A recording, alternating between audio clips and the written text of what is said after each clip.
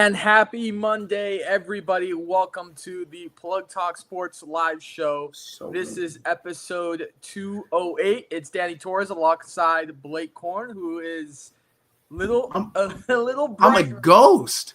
It looks like Casper over there. What's going on? Holy crap, brother, I don't know. I'm having technical difficulties, and it's not even technical. Well, this is a great way to come back off of a break, right? Start off a brand new week. Yeah, that's exactly what I wanted. So we had a week off. I was just telling Blake it felt like 3 years.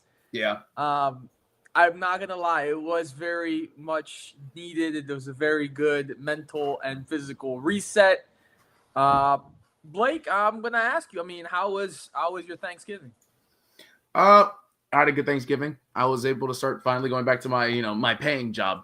So I was able to get a paycheck in finally. But good, saw the family, spent some time. My cousin, he's the first person that, I've grown up with her, in my family around my age that's having a kid. So I saw him and his wife. So that was nice. How many? I'm gonna say my number when I tell you now. But how many rounds of food did you get in? 1. I'm on a cut.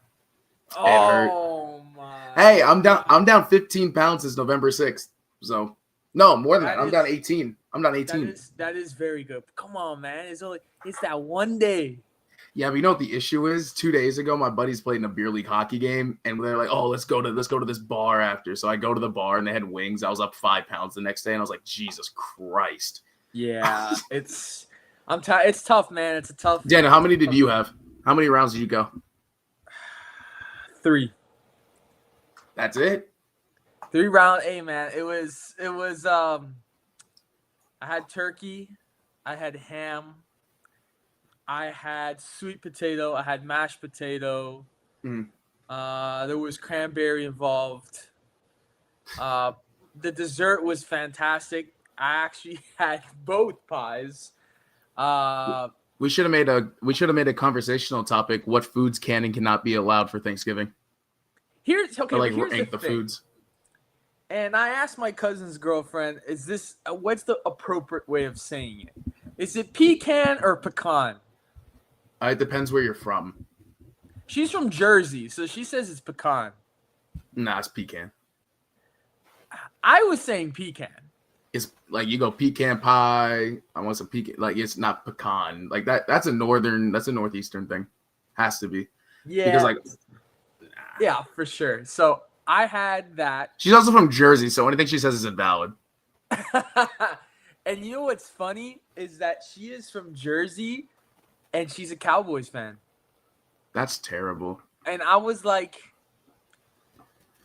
wow. I've known this, but I didn't know the reason why. Hey, just think about this. You are a fan of the same team as someone from New Jersey. That means you're doing the wrong thing. That means you're doing something wrong. She had the Giants. She had the Jets. She could have gone with any of those two options. She could have gone to Buffalo even. Buffalo's right there. She went with the Cowboys. She is a Knicks fan, so I was not happy about that. But yes, pecan pie with vanilla ice cream and pumpkin pie. I like both. I like pecan a little bit more. But yeah, 3 rounds. It was great. And then the next day we created like a whole pizza buffet type of thing at the house. We had like a pizza oven. So we made a whole bunch of pizzas. Yeah, it was not a good week for weight wise. There was a lot of food involved, but it was great to. Funny enough, I was in the Northeast. It was great to get together. Saw you visit a stadium. I'm not too happy that you went to. Jonka's very happy I visited. He's not here, but he was very happy. He's actually probably watching them right now, playing in that same stadium. But yeah, it was on the way back to Boston to go to the airport. We stopped at Gillette Stadium. Shout out my guy, Josh Uche, used to play for the New England Patriots, now on the Philadelphia Eagles, unfortunately. And he knows I always joke with him, unfortunately. But yeah, man, it was a great Thanksgiving. I was happy to be with my family. My uncle, my cousin, his girlfriend came up from Nashville, Tennessee. So it was great to spend time with them a whole week together, and had a good time. Right. But So let me get one yeah, thing clear real quick with you, Daniel. yeah. Your family's from the Northeast. No, I Where's do your have family from? family in the Northeast, though. I have family in Hartford, Connecticut. Hartford, Connecticut. Got you. Where's the rest? Like other families? Is it down here, South Florida? Miami, Uh Nashville, Tennessee. huh. I have some in Bradenton, Florida, Uh huh. and then everyone else is in Madrid, Spain. Got you. So how on earth are you a Dallas Cowboys fan? That's a question you have to ask my dad. Mm-hmm. I don't know. Interesting. Listen. He tells me all the time. I later tell him like, why did you make me a Cowboys fan? He was like, well, that's your problem. He's like, I saw all the Super Bowls in the '90s. I'm like, well, thanks. I appreciate that. It's very nice of you. It's very kind. Trust me, I say the same thing to my dad about making me a Dolphins fan. He's like, man, you should have saw Dan Marino back in the day. I'm like, Dad, I wasn't even alive yet. I wasn't even a thought. I wasn't even a thought. But yeah, hey, we missed a lot of sports. Mm-hmm. And this is going to lead to a great conversation. It's the AP Top 25. And I was telling Jonka yesterday, Blake, I don't know if you agree with me, but I kind of like the AP poll a lot better than the committee's poll. Well, the committee's poll isn't out yet for this recent week, is it? No, it's not. But yeah. Throughout the last couple of weeks, I'm kind of liking AP's poll better than the committee's poll. I'll be honest. I think both of them are kind of missing. You know how I feel about UM. I am not the highest on University of Miami, but at the same time, I think they're better than Bama. I think they're better than Notre Dame. I think they're better than BYU. And the part that sucks is Miami gone 10-2 with, I think that beating Pitt gives them 4 ranked wins on the season now. Yeah. And them getting into playoffs isn't on their own hands. They need 2 teams to lose to make the playoffs. We're gonna get into that. But let's go through the poll here. So they have Ohio. This is AP once again. The ranking. The committee has not released their rankings. I believe it's tomorrow. Yeah. Ohio State at 1, Indiana at 2, which, by the way, is going to be a fantastic championship game between Ohio State and Indiana. Georgia at 3, Oregon at 4, Texas Tech at 5, Ole Miss at 6, Texas A&M down 4 spots after that loss to the Longhorns. Oklahoma at 8, Notre Dame at 9, Alabama at 10, BYU at 11, Miami at 12, Vanderbilt at 13, Texas at 14, 15 is Utah, 16 is Virginia, 17 is USC, down 3 spots at 18 is Michigan after they lost to Ohio State. This is where it starts to differ a little bit between the AP poll and the committee's poll. It's because at 19, they've got James Madison. At 20, they've got North Texas. I like James Madison on there, by the way. So do I. At 21, they have Tulane. At 22, they've got Arizona. At 23, they've got Navy. At 24, they've got Georgia Tech. And at 25, they've got Mizzou. Falling out of these rankings are Tennessee, Pittsburgh, and SMU. So what do you think about that 25 from the AP? All right. So here's the thing, right? The bottom of the rankings at this time of year doesn't matter anymore. I want to shout out, though, Navy. Very happy to see Navy up there. Of course, the best game in college football is coming up, Army-Navy. It's the best game in college football. That's December 13th, so that'll be a fun one to watch. I hate that in the AP they keep putting Tulane in it. I don't know why they're in it and not JMU. JMU, sure, it's not a big conference, but it's a very well-run program. They're doing a great job over there. The ones that we care about are between 14 and 8. A&M falling down 4 spots, I'm perfectly fine with that. I don't think they're worse than Oklahoma, who's 8, and I think they're still probably better than Ole Miss and Texas Tech. So I'm okay with them being at 7. It's a worthy fall-off. What I'm very happy to see is, Dana, we talked about this, and John, I wish he was here because this is what he loves. We talked about how this committee will do anything they can to get Texas in. Yeah. Because that brings on, and the AP said, no, they're not that good. They got lucky. And I think that's a completely fair point. Them not going in front of Vanderbilt, I like. In front of Virginia, yeah, that's still fair to me. I enjoy where they are. I think 14 is a good spot for them this year.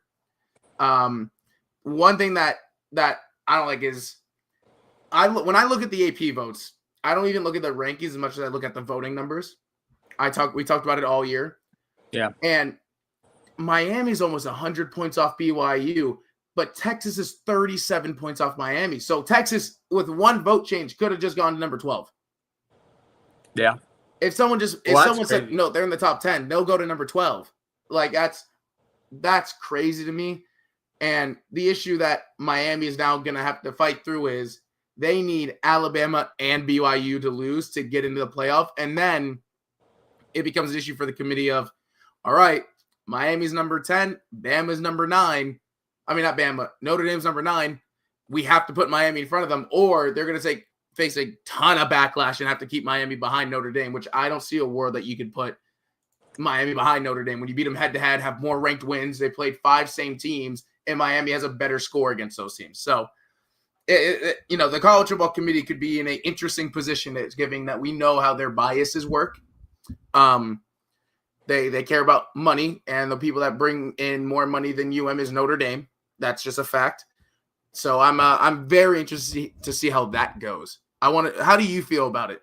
Is there a team that you don't like their position right now? So before I say that, I'm going to read to you here the principles of the committee. I know. The committee will select the teams using a process that distinguishes among otherwise comparable teams by considering 1, strength of schedule, 2, head-to-head competition, 3, comparative outcomes of common opponents without incenting margin of victory, and other relevant factors such as unavailability of key players and coaches that may have affected a team's performance during the season or likely will affect its postseason performance. Based off of that, Notre Dame shouldn't even be in the top 12. Yes, based off of that, Miami should be in. Miami should be in fairly healthy, if I'm going to be honest with you, based on that criteria. But here's the thing is they've done the interviews, and they basically said, we don't really care about the head-to-head. We think Notre Dame's better. So I don't really get what there is, like, because now it's getting to the point. Remember a couple years ago, teams were starting to say, oh, there's no point in putting, like, us playing someone out of conference that's a big game, because if we lose, we have no chance of making the playoff, right? And you're like, oh, if you do top 4 teams in the country, yeah, it'll be hard if you lose a game, maybe even 2. Now it's 12, and it's still like, why on earth would I schedule a Miami Notre Dame game when I can just go play like an FCS school, win by 60, and you go, oh my God, Miami did exactly what they were supposed to do. Oh, look who's joined us. Oh, no. Look who has joined us. Oh, no. He's risen from the dead. Damn it. Welcome, guys. Thank you for having me. Thank you. We were just discussing, Blake, you jinxed it. We were just discussing your favorite topic. Oh, God. On how I just read the we were talking about the 7th floor crew. Okay. How we both think that Miami, based off the committee's own rules, yes, should be in this college football playoff, which we're gonna find out tomorrow. And it should not be Notre Dame. Now, I saw somebody say, well, yeah, they have 4 ranked wins, but guess what? They have 2 unranked losses. I get where they say it's 2 unranked losses, but at the same time, those 2 losses came to Louisville and SMU, which both finished 8-4, which is not terrible as of anything. But I mean, but at the same time, 4 ranked wins, which is more than what Notre Dame had. That outweighs it. That outweighs it. And plus, we beat Notre Dame, which is, if there's anything in sports, if you don't need a hypothetical because you played head-to-head, that outweighs everything else. But let me ask you guys a question. Do you guys feel like Miami's schedule was harder than Notre Dame's? Yes, it physically has to be if you play more ranked players. Teams. Yeah. I mean, Miami and Notre Dame had 5 common opponents, Mm-hmm. and only one of the common opponents were ranked. Like that's basically it for you right there. That's like And it then, doesn't get much deeper. and then to add to it, like Miami against, I think it was NC State and I forgot who else, and Stanford. Miami scored more points than on both those games than Notre Dame did, and we held them to less points than Notre Dame did on like opponents.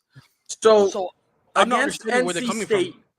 against NC State, the Irish scored 36 points. They won 36-7. Against Stanford, they won 49-20. And in their schedule, so they face Miami, they lose to Miami. Then they play Texas A&M. Mhm. Then they play Purdue. They played Arkansas. They played Boise State. They played NC State. They played USC. They played Boston College. They played Navy. They played Pitt. They played Syracuse, and they played Stanford. So that's 4 ranked teams they played when they played them. 1, 2. That's 3, one of the rules 4. I 4. don't like about how the rankings are done throughout the year. It's you could play a team at that moment that's not ranked, but all of a sudden at the end of the year they could be ranked. So and you don't consider that a ranked win, but should you consider that a ranked win just based off of how they finished? No, I do at the time because things can change. So that's what I'm saying. So then if that's the case, then Notre Dame shouldn't even be ahead of us. You know what my thing is, Daniel, and I was going to save for this, and Jonka came on. When the committee does their release, right? And it's on ESPN, I believe they do it. Yeah, tomorrow. They show best win on your thing. They show the best win you've had when they compare the two teams, Miami, Notre Dame. They've done it back-to-back weeks. Notre Dame's best win at 22 Pittsburgh. At 22 Pittsburgh's our 3rd best ranked win. That, like, what are we doing? I just want to say, I asked ChatGPT. I was just curious. Mm-hmm. Remember, this is artificial intelligence. It's not that stupid. It's just saying, this is what it said.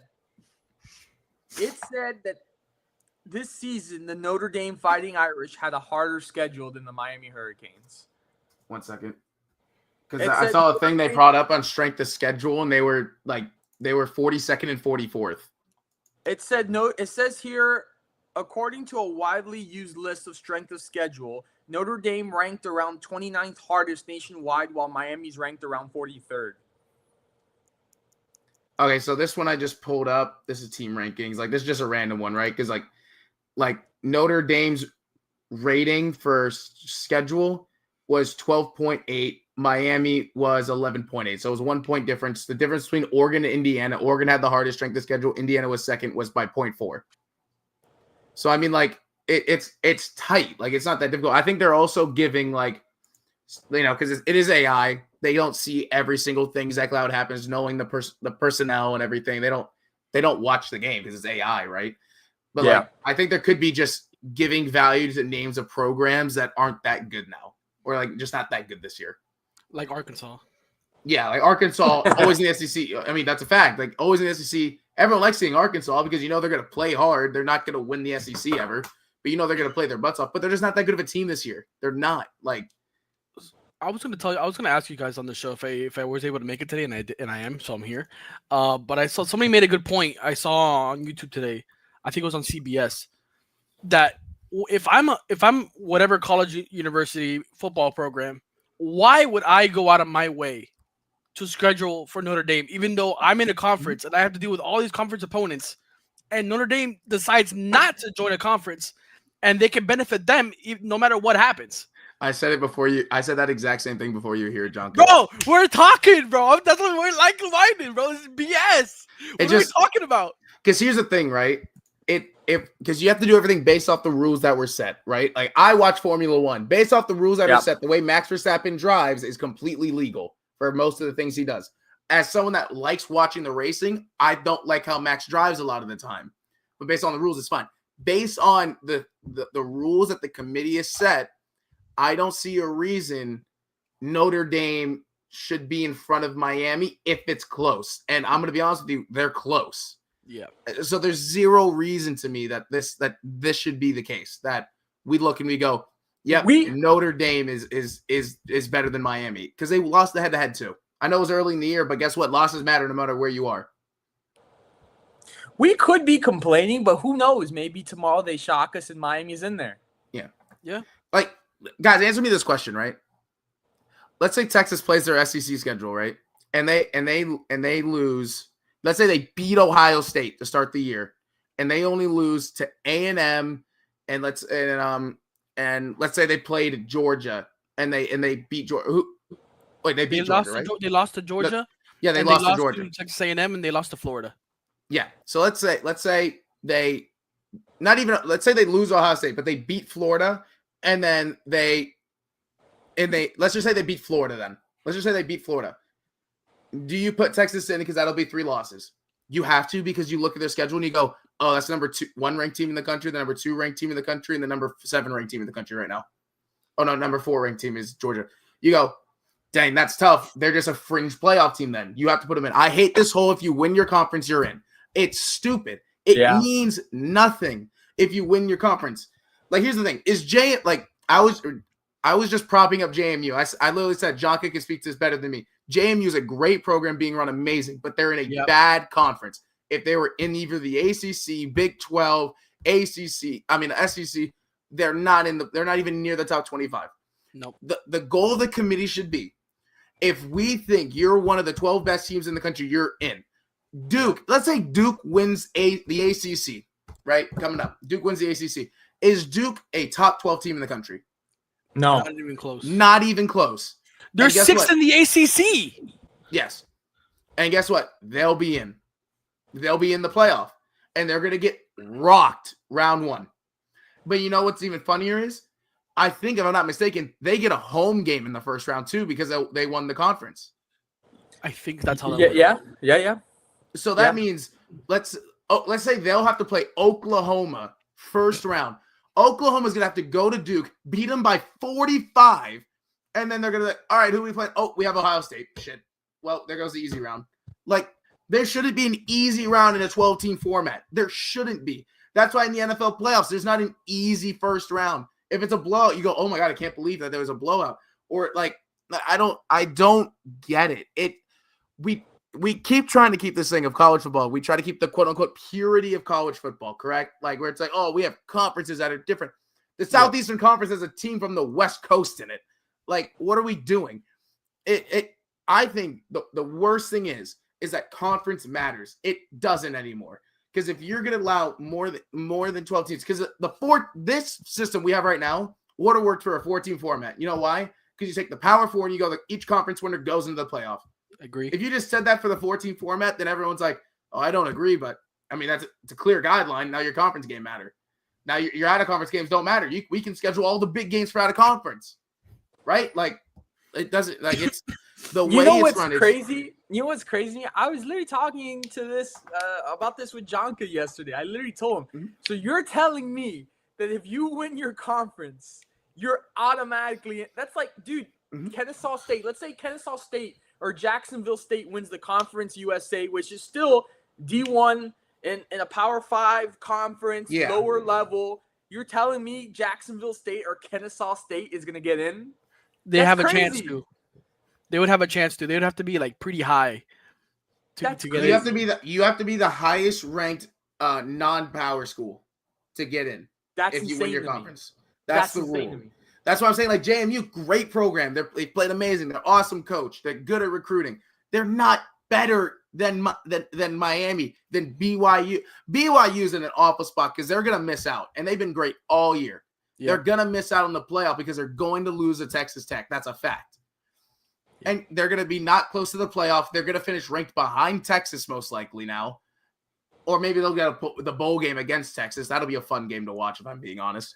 But the format we have now is a travesty, and it ruins the integrity of college football because now all of us, not even just us three, everyone in college football is talking about how Nick Saban on Saturday said Miami should be in the playoffs, and guess what? If they're in the playoffs, they probably go on a run because we should have been undefeated this year if you look at the schedule once we beat Notre Dame. Once you beat Notre Dame, you should have walked the rest of not just the conference, but the rest of the schedule. I'm going red now. The one thing I said it like I think a couple weeks ago with those Blake and Brandon. I thought Texas. I don't think with 3 losses should be in the playoff. But if I'm Texas, in the perspective of their side, if let's say for next season, the season after, whatever, into the future, why would I schedule a game with Ohio State, LSU, whatever, and I could just throw in Kennesaw State, blow them out, and I have 2 losses, and that gets me into the playoff?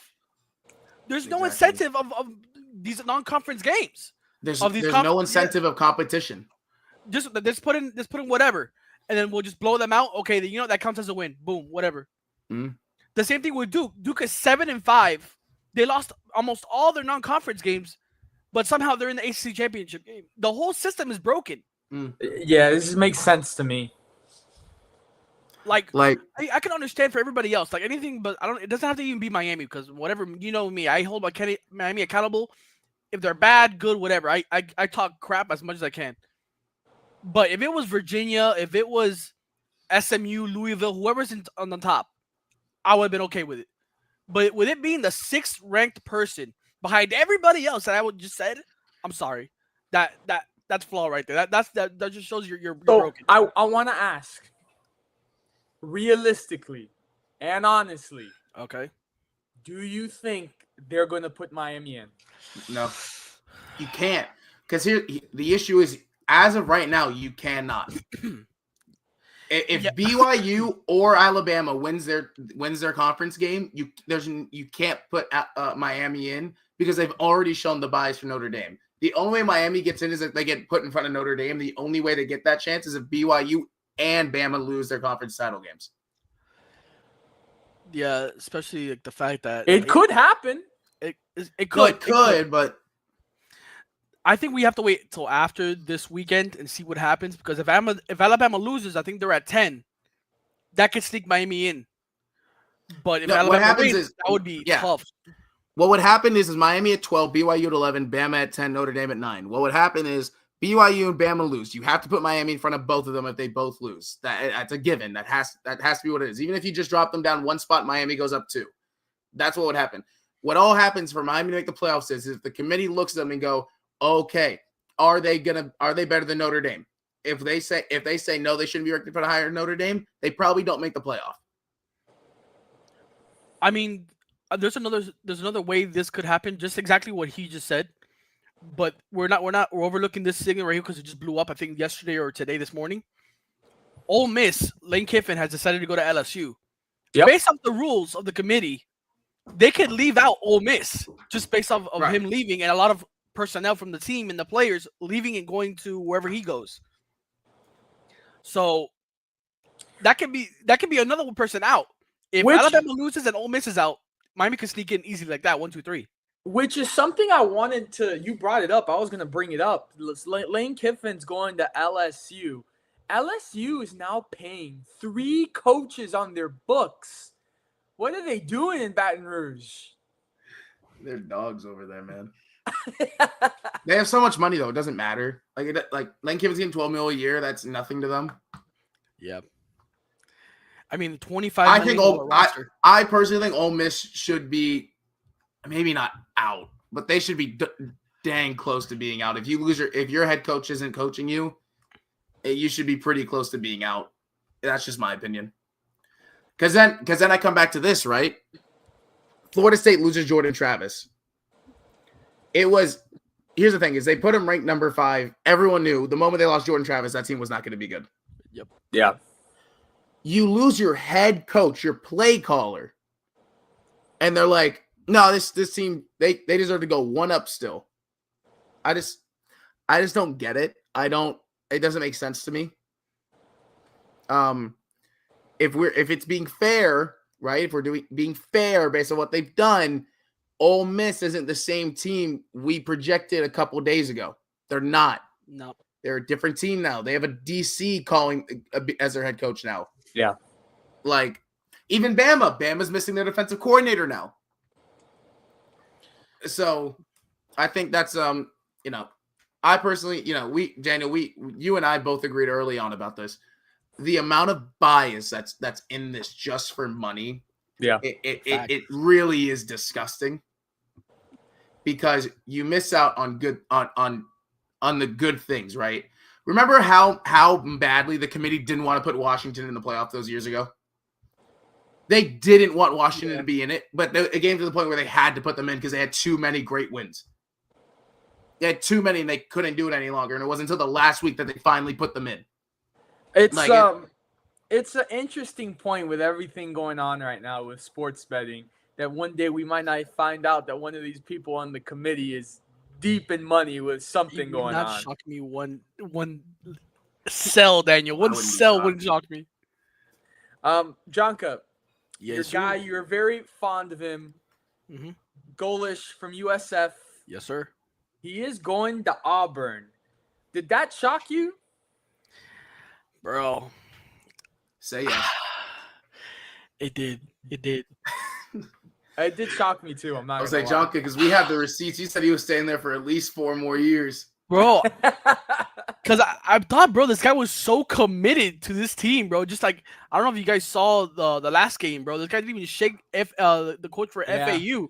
Yeah. He was like, "Yo, it's my team, bro." Like representing, and then he pulls this off. Now, at the same time, I can understand it's a bigger school, more money, more notoriety. I can get it. But damn, what he was doing at USF was incredible. But at some point, like if you really want to take your career to the next level and maybe hopefully coaching the NFL, you got to take that next step at Auburn with I think with that recruiting class and that QB, I forgot his name, is doing really good. They gave Alabama a scare. He's going to decommit. You You already saw it with James Franklin leaving Penn State. Jonka, you said it before even I did. College football players don't go to programs anymore. They go to coaches. James Franklin left. Do you know how many verbal decommits they've gotten at Penn State? A lot. They've gotten 19. Damn. That is, for most D1 colleges, that's a full recruiting class. It's usually around 25 is the number of scholarships you can hand out. 19 decommits. And they're all going to Virginia Tech now. They're all following him. That's the one thing I like about not because it being Virginia Tech, and now we have to worry about James Franklin and Virginia Tech and the recruiting because he can recruit. Mm-hmm. But it does help at least the ACC out with having another strong team in the conference, and maybe that bolsters like maybe next year. I hope we don't play Virginia Tech next year. Oh, not Bill Belichick and UNC? No.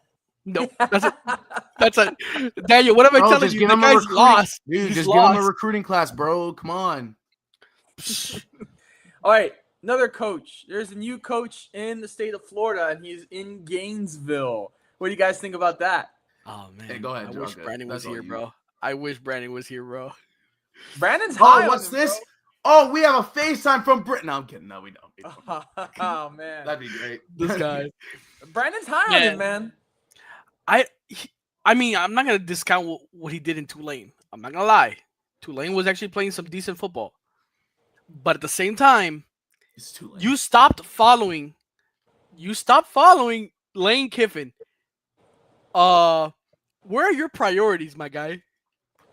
To me, that's a downgrade, bro. You offer Lane Kiffin the bag. You better because you're gonna have to be losing to LSU for the next couple of years. I don't know if he's the guy. I don't know, and especially just going from Tulane to the SEC is a big jump. Yeah, and some coaches can't really handle that pressure, especially in the swamp, where it's really hard to play in and the fans are really intense. I don't know if he'll handle it, but it would be nice to see because now we don't think because of the new contracts with the SEC, getting a scheduled game with Miami is going to be way tougher now. It's going to be potentially a playoff game. So, I mean, I would love to play him with that new head coach, but I got to see what the Gator players are going to do now. What are they going to do? Yeah, Daniel, Jonka, I want to throw this out there, right? I watch Premier League, right? Yes, sir. Chelsea, 1-1 draw. We were better 11-on-11. Still could have got 3 points out of that game. Reece James clears. what I think is happening in college football right now is it has boomed so crazy in the last 6 years, right? The TV money's gotten even bigger. Everything, all the CB, all this stuff's getting huge. Yep. I think Florida was 10 years early. And I think they're going to be stuck in a very hard spot for a long time. Because if they were having the Tim Tebow years in 2018, that Florida job would be the LSU job. Right? Yeah. Because why is this LSU job so coveted? One, everyone knows LSU is a great program, heritage, all this, right? But they've also had the recent success. Everyone knows LSU is wide receiver U. That, like, if you're a wide receiver, you want to go to LSU. They've had Heisman winners out of LSU recently. So I think Florida is going to be in a perpetual state in the SEC of second tier. Because do you see them anytime soon getting up to Georgia level? No. Alabama level? No. Even Texas level, because even Texas is, and that's what, no. And we're talking like those are these A-tier teams that we're like, that team can go win a national title. That's how we want to talk about those teams. When was the last time we go, oh, Florida might win a natty? They really might. Not since Urban Meyer left. Is that fair? Yeah, I would say that. And so I think what happened was the same thing happened in the Prem.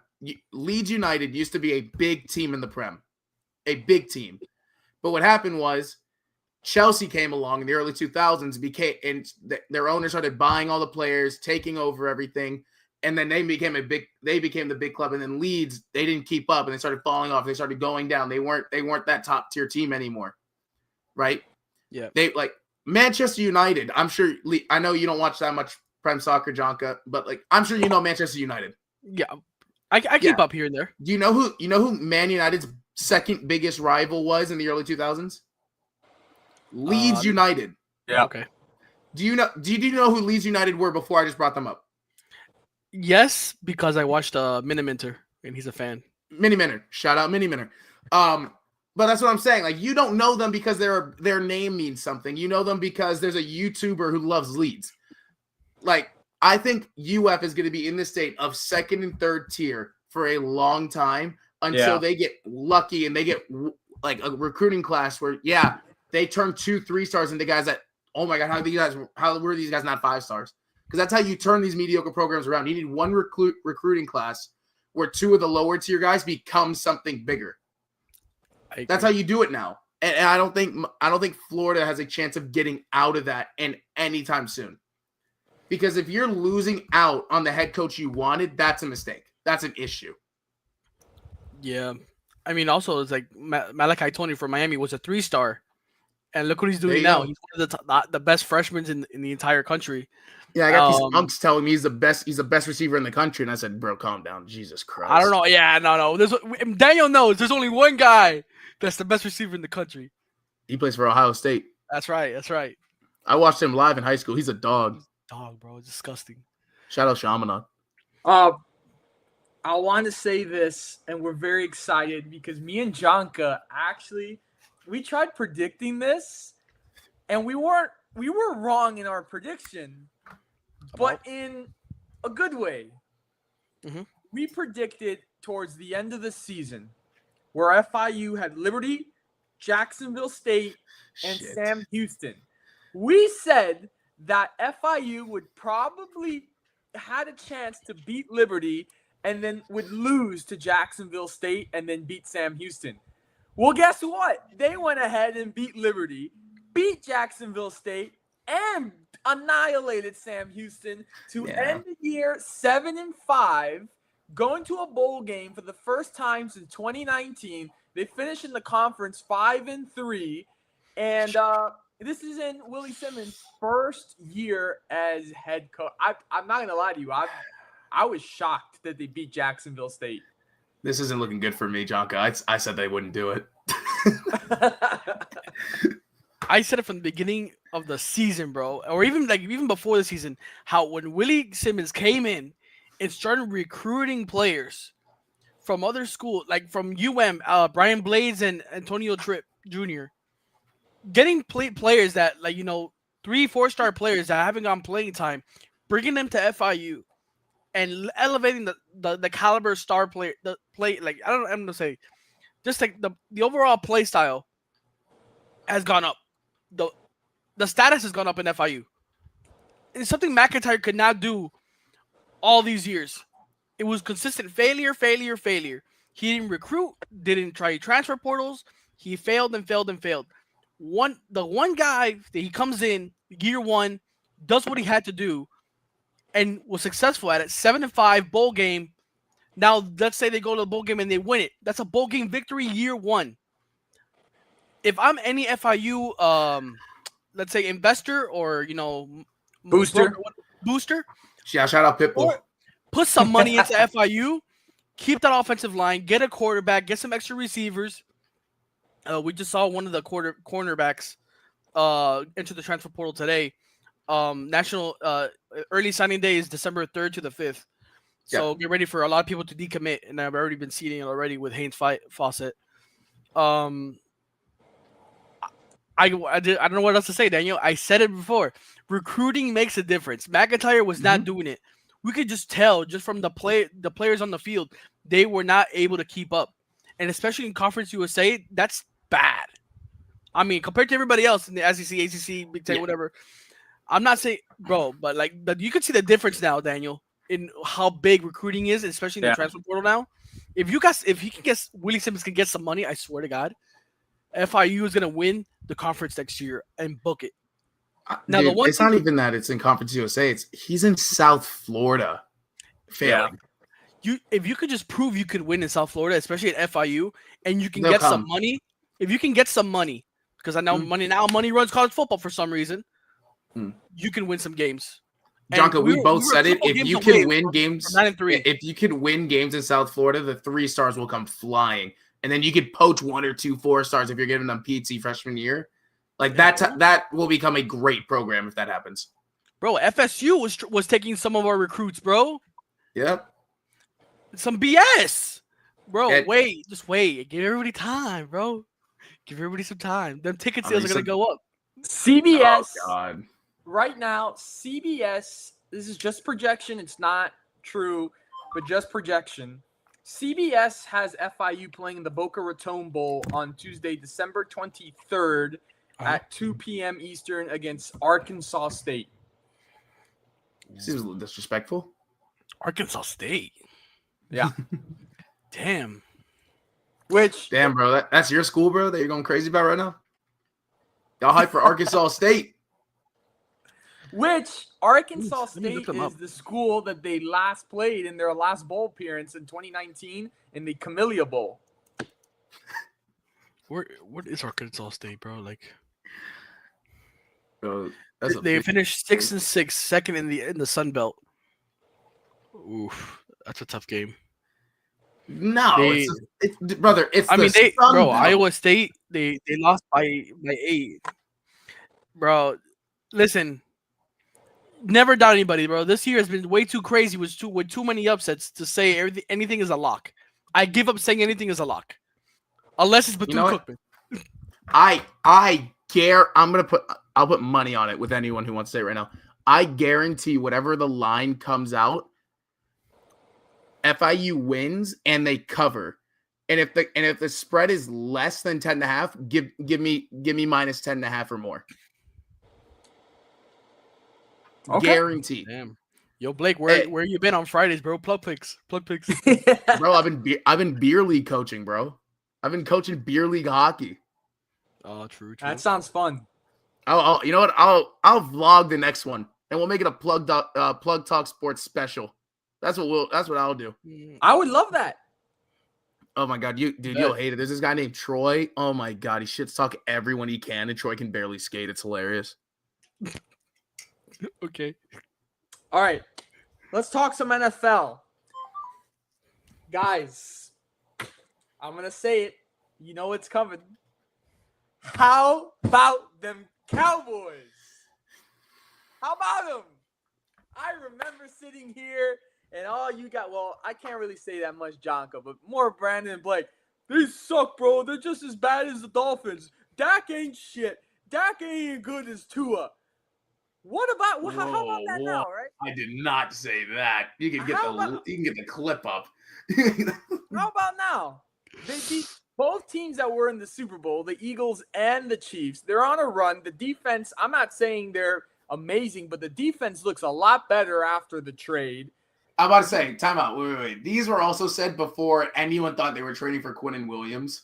Yeah. Like, that's the one thing. And the other thing is, and I've said this every single Dolphins game, if it's a divisional matchup, I don't care if you're 2-14, the other team's 16-0. If it's a divisional matchup, anything can happen. Are you proud that you beat the worst Chiefs team in over a decade? Yes. I'm proud. All right. You're proud, bro. If your Dolphins right now went ahead and beat the Chiefs, we wouldn't hear the end of it from you guys. No, I'd be pissed because I want the draft pick. That's what I've been saying. We keep winning. You know what's crazy is they're a game and a half in front of the Dolphins, and he's talking like they're going to the Super Bowl. Bro. What team did you guys tie to? Green Bay? The Packers, yeah. It went to You guys had a tie. You guys had a tie against the Packers. Where was your superstar, highest paid quarterback in the league, not getting a win there in the primetime games against Micah Parsons? Where was he then? Y'all should be at least 7-5 right now. Which, by the way, you guys predicted that we would lose that game badly, and that was way before the Quinnen Williams trade. I did do that. Before I did make that prediction. You guys were saying, "Oh, Green Bay, look how good they look with Micah." You guys are so stupid for getting rid of Micah. They still look good. Green Bay's going all the way to the. You guys are the same. Whoa! I did not say that. You guys, the Rams have been my Super Bowl pick since day one. You guys are the Ravens. No, the buffoons. Rams. I mean, I also buffoons. Beginning of the year I said Ravens were the Super Bowl, but Ravens aren't really good. The same buffoons that said, "Oh, the Ravens." Hey, and guess what? The Ravens are winning their division, buddy. They're in the playoffs right now. They're so garbage. Hey, listen. Since we're all talking crap, there's only one team on this podcast that beat the Carolina Panthers. Okay. Yeah, you can't say anything about it. Dude, shut up. Drake May sucks. All right. Oh my God. You guys wear red, white, and blue and think you're something special. Think you're America's team. Oh my God. Thank you. That belongs to Daniel, us. you're not America's team either. Stop. You're not America's team either. Don't. No.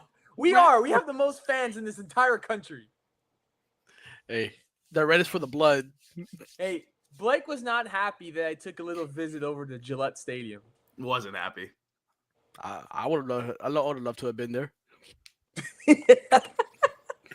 Especially, I would easily would have stayed for tonight, and then watch the Patriots blowing them out 30-15. It's Daniel live at a bar in Gillette Stadium for Plug Talk Sports episode 208. Let me tell you, Blake, there's not much to Foxborough other than that stadium. Dude, there's nothing. I've been trying to say there's nothing there. It's literally like UF. If you go to UF, there's nothing there. There was not anything much going on in Foxborough. Has to be great parking though. Yes, there actually was. You told me there was a Chick-fil-A in the parking lot. Yeah, there is a Chick-fil-A in the parking lot, which is wild. Bro, here we get charged $100 just to watch the damn Dolphins lose, bro.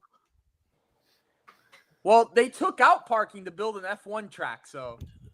Mierda. Hey, I'm not gonna lie, I watch F1, so I don't care. You can hear it. My text tone's going up. It's the F1 radio tone. That's my text tone. Lewis. Packers 31-24 over the Lions. I don't know what's going on with the Lions, but they've dropped tremendously this year. Amon-Ra St. Brown may not be present for Thursday's game against the Cowboys. Jonka, you have a thought? Yes, I do have a thought. I think I have a reason why the Lions are struggling. They don't give the damn ball to Jahmyr Gibbs, bro. They don't give rushing. Listen, for some reason, when the Lions are going down the field, bro, there goes Gibbs. Has a great drive. The very next drive, they give it to Montgomery. Bro, why are you giving it to damn Montgomery? The guy's a bum. The guy's a straight bum. Like, I don't understand it. Why do you have one really good running back and one running back? But for some reason, you split the snaps.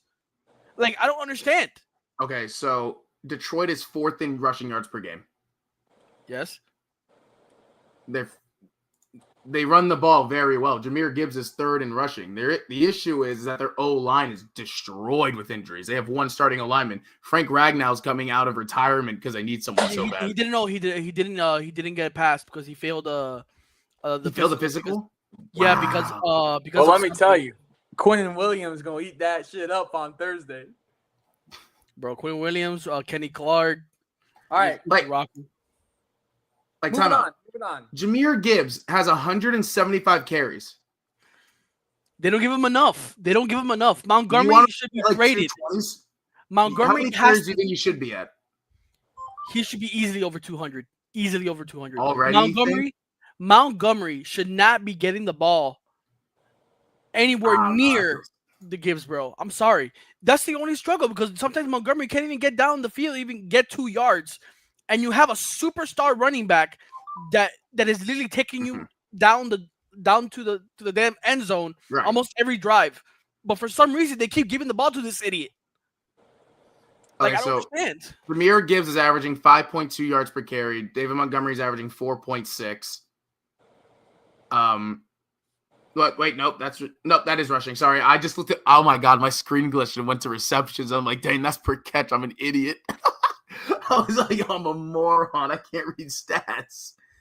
No, I think it's more just the O lines are healthy because the thing is, what makes Jahmyr Gibbs I think so good is because he's not a bell cow the entire game. When it comes time in the 4th quarter, he's there. He's 100% for the 4th quarter. But guess what? If he's the bell cow, and now you're getting him at 85% because he's taking all those carries. Like David Montgomery has 123 carries this year. Well, so that means if they gave Jahmyr Gibbs, let's say 70% of those snaps, right? Jahmyr Gibbs had like 250 carries this year. Make it 80. Brother, you're losing games. You can't afford to lose games at this point of the season. I know that's just so many carries. His body's gonna fall apart. I think but also we don't care about running backs. Who cares? Who gives a crap about a running back? You can draft one out of D2 and he'll be an NFL running back nowadays. Let's carry on. So we got to get through these scores. We're just talking about these lovely Ravens, but they lost 32-14 on Joe Burrow's return with the Bengals. That's pretty bad. Black Friday, we had the Chicago Bears beat the Eagles 24-15. We saw like 10 straight tush pushes in a row.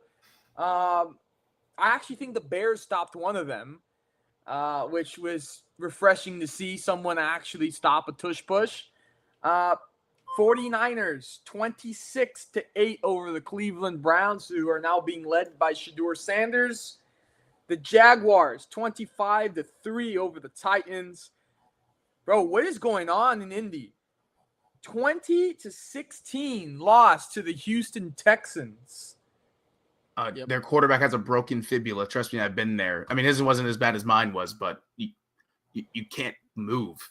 Like you're missing a leg. I'm sure we'll have more details tomorrow on Sideline with Brandon. The Dolphins 21-17 over the Saints. Saints almost come back in that one, but the Dolphins hold them off. They're still in the hunt.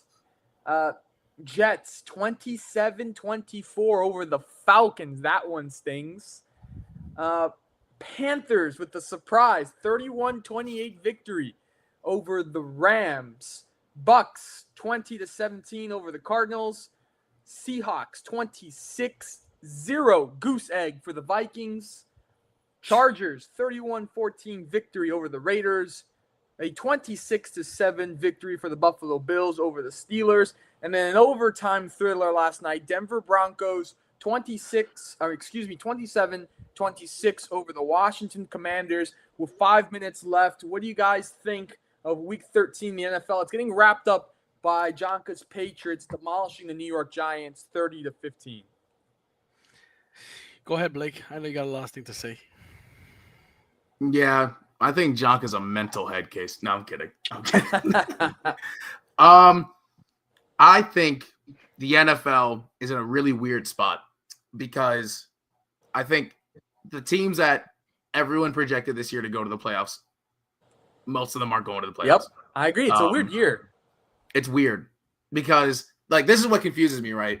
And I'm a big proponent of like the Chiefs are still the team to beat until they're beat. You know what I mean? Like they're the defending champs. They go every single year. Like they're still the team to beat. If they make the playoffs, they're still the scariest team to me. This Chiefs team is the best team they've had in 3 years. Personnel-wise, statistically-wise, it's the best team they had in 3 years. They have better offensive stats per game, better defensive stats per game, but they're losing all the tight games. They're not getting the loose balls. Like they like last year, they won 12. Like what was it, 12 straight one-score games? Or the and I think they've lost. I think they're under 500 in one-score games this year. I think that's weird. I think the Patriots being the 1 seed's weird because, and I think Jonky, here's the thing: if you put like the bias aside, right? Okay. Like when you look at your roster top to bottom, it doesn't look like you guys are about to be 10-3, right? Yeah, 10-3. No, we're about to be 11-2. 11-2. Like I look at your roster, I don't go, where's 11-2 in this? I don't see it. It's just been great coaching. It's been great coaching. Very well clock management. That's one thing I've noticed from when you guys play. You guys have the ball last in each half, which is that's not the players on field. That's great clock management by the head coach. So big shout out to Mike Vrabel. The Cowboys are looking a lot better than I thought. The Quinnen Williams deal helps a lot. That's what I think's been helping them these last games because we look around, right? And Daniel, I think you attested to this also at the beginning of the year. If everyone can think back to that time, which feels so long ago now. Yeah. Like everything that's been the Cowboys is exactly what we all agreed on they were going to be. Right? Yeah. Passing game's going to look great. They're going to struggle to run the ball, and the run defense, even with Kenny Clark, going to suck, and they're going to struggle to get pressure in the long run. Okay, that's exactly what's happened. But the passing game has actually just been that good. It didn't matter. Like they've just been so good. The Pickens and Lamb are cracked out of their mind right now. Bro, it looks like the first year of Jalen Waddle and Tyreek Hill when they didn't make the shifts the Dolphins used to do illegal. Yeah. Like where you genuinely couldn't do anything because they're both bigger guys. Like CeeDee's skinny, but he's 6 foot. Like CeeDee's not a short guy. Pickens is a big guy. Like he's 6'1", like 195, 200. Like you can't just put a small outside corner on him. You have to put someone that has size on him. I don't think the Cowboys are going to make the conference title game like you predicted earlier this year. I think they could probably sneak into a last wild card spot, and they probably win a first round matchup. Like they probably do, and I think that's going to be a fun one if you're a Cowboys fan because this was. I think you can admit this, Daniel. Through 5 weeks, you thought, "Wow, we might be a top 5 pick." I thought the season was washed and over with.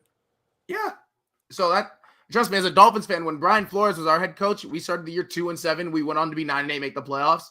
Now, I was happy that we made the playoffs. I'm like, how on earth did we just win 8 out of 9? Like it was like something like crazy. I was like, this is awesome. No, but it's I'm interested to see how this playoff go. The viewership in the playoffs as of right now. If it started tomorrow, I think the ratings for the playoffs would be down. Not a substantial amount because football's so diehard, but like. You're just missing out on those people that are very bandwagony, right? Like the people that follow a player, not a team. So I think that'd be interesting. I will say this, Daniel. I got to bounce. It's 11 for me. It is going to be. I got. Ladies and gentlemen, I got schoolwork and finals are here, so I gotta go. I'll see y'all. Yeah, we're going to finish up right now. Jonka, don't say anything good about the Patriots. Only speak good about the Dolphins. Please, I need to hear it in the post review because I'm going to be listening to it. Please, I need something good to lash on to. We won a game. You have anything to say about the NFL Week 13 before we close up? Go Patriots. We're about to be 11-2. The Dolphins nearly lost to the Saints. I said it not last week, but the week before. That the Saints are a very sneaky team. Like they don't have a good quarterback right now, but they have good players and they can really come at you. And look what happens. They nearly beat the Dolphins on a crazy comeback. But overall, it's shaping up to be a very interesting NFL season. I thought the Rams were the Wax best the team. Panthers. No, I know. I actually thought the Rams were the best team in football, even though my team has the best record. I actually thought the Rams had like the best team. Nakua and Devontae Adams and Matthew Stafford, and the defense is crazy. But after losing to the Panthers like that, and us having destroyed the Panthers earlier in the season, I don't even know what's going on now. It's just looking like, I don't want to say we're the best team in the NFL right now, but like just seeing how crazy it is, you can make an argument that my team is, but I'm not gonna go that far yet. I'm not gonna go that far yet, Daniel. I mean, we didn't expect the Patriots to be 11-2. That's my team.